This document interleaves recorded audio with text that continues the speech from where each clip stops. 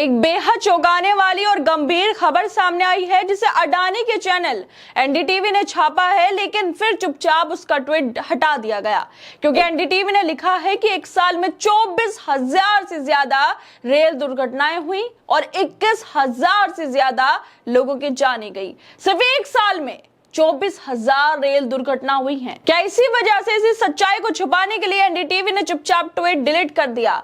क्या ये सरकार पर सीधा सवाल उठाने से बचने की कोशिश थी या फिर ये दबाव में लिया गया कदम था? क्योंकि इस रिपोर्ट में वो नाकामी सामने आ गई जिसे छुपाने की हर मुमकिन कोशिश होती है। नेशनल क्राइम रिकॉर्ड्स ब्यूरो की रिपोर्ट के अनुसार सिर्फ साल 2023 में भारत में कुल 24,678 रेल दुर्घटनाएं हुई, जिसमें 21,803 लोगों की जान चली गई और 3,014 लोग घायल हुए। ये आंकड़ा खुद इस बात की गवाही देता है कि देश में रेलवे की हालत कितनी खतरनाक होती जा रही है। ये दुर्घटनाएं कोई मामूली बात नहीं है। ये हर रोज औसतन 67 रेल दुर्घटनाएं और लगभग 60 मौतें दर्शाती हैं कि एक साल में यानी 2023 में हर रोज 67 रेल दुर्घटनाएं हुई, एक्सीडेंट हुई और हर रोज 2023 में रेल दुर्घटना की वजह से 60 लोगों की मौत हुई। सोचिए ये आंकड़ा कितना बड़ा है। हर रोज 60 लोगों की मौत हो रही थी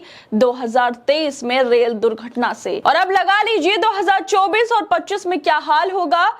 क्या यही है वो नई रेलवे जिसकी बात प्रधानमंत्री मोदी लगातार करते हैं? सबसे हैरान करने वाली बात यह है कि जिन राज्यों में सबसे ज्यादा रेल हादसे और मौतें हुई वो दोनों बीजेपी शासित राज्य हैं, महाराष्ट्र और उत्तर प्रदेश। महाराष्ट्र में 5,559 रेल दुर्घटनाएं हुई और 3,445 लोगों की जान चली गई। वहीं उत्तर प्रदेश में 3,212 हादसे हुए और 3,149 मौत हुई। इन आंकड़ों से साफ है कि रेलवे की लापरवाही या तो नजरअंदाज की जा रही है या फिर उसे जानबूझकर छुपाया जा रहा है। मोदी सरकार ने वादा किया था कि हवाई चप्पल पहनने वाला हवाई यात्रा करेगा, लेकिन हकीकत यह है कि हवाई चप्पल पहनने वाला आदमी अब रेलवे के ट्रैक पर जान गंवा रहा है। ना ट्रेनों में सुरक्षा, ना प्लेटफॉर्म्स पर। हजारों लोग ट्रेनों से गिरकर या ट्रैक पर टकरा कर जान गंवा रहे हैं। साल 2023 में ट्रेन से गिरने या ट्रैक पर लोगों से टकराने की घटनाएं कुल रेल दुर्घटना का 74.9% थी। महाराष्ट्र में इस तरह की घटनाओं की संख्या सबसे ज्यादा रही, कुल 5,507 मामले। ये आंकड़े अकेले इस राज्य की लापरवाही को नहीं बल्कि पूरे रेलवे सिस्टम की नाकामी को उजागर करता है।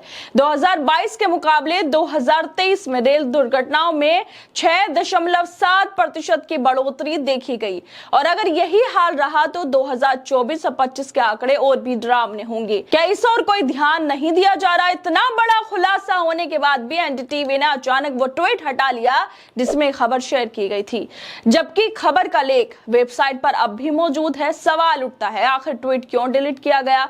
क्या सरकार ने दबाव डाला या अडानी के स्वामित्व वाले चैनल सरकार की छवि को धूमिल करने से बचाना चाहता था? एक ऐसा चैनल जिसने सच्चाई को सामने रखा, उसने ही अचानक से क्यों छुपा भी लिया है? और जिस तरह से अडानी के चैनल ने इस खबर को दिखाने के बाद अपना ट्वीट डिलीट कर दिया, उसको लेकर तृणमूल कांग्रेस के सांसद साकेत गोखले लिखते हैं कि एनडीटीवी ने चुपचाप वो ट्वीट डिलीट कर दिया जिसमें भारत में एक साल में 21,000 रेलवे मौतों की बात थी।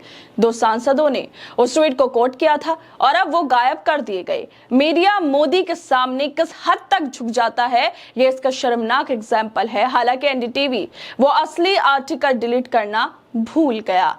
एनसीआरबी की रिपोर्ट में यह भी सामने आया है कि सिर्फ 56 दुर्घटनाएं ड्राइवर की गलती से और 43 मैकेनिकल खराबियों से हुई। बाकी हजारों हादसे रेलवे की व्यवस्था की नाकामी को दिखाते हैं, मोदी सरकार की नाकामी को दिखाते हैं। अश्विनी वैष्णव जिनको रील से प्यार है उनकी नाकामी को दिखाता है। क्या सरकार या रेलवे मंत्रालय इन आंकड़ों को गंभीरता से ले रहा है? क्या इन मौतों के लिए कोई जवाबदेही तय की जाएगी? और जब एनडीटीवी इस खबर को लेकर ट्वीट करता है, रील बनाने वाले मंत्री की नाकामी को दिखाता है, तो ट्वीट डिलीट हो जाता है। क्या सरकार का दबाव था? क्या ऊपर से फोन आया था ट्वीट डिलीट करने का? जनता से सच्चाई छुपाने के लिए ट्वीट डिलीट किया गया, लेकिन एनडीटीवी के वेबसाइट पर यह आर्टिकल अब भी है जो सीधे तौर पर सरकार की नाकामी दिखाता है।